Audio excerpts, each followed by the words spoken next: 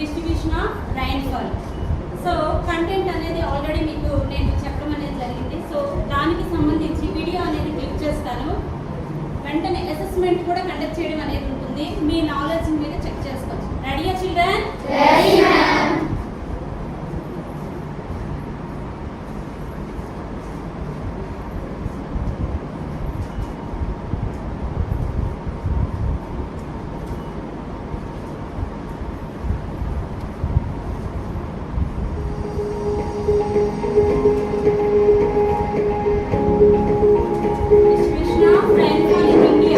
Rainfall in India is about 125 centimeters, but it has great regional variations across the country. The highest annual rainfall of over 400 centimeters occurs annually in certain regions of the western portion.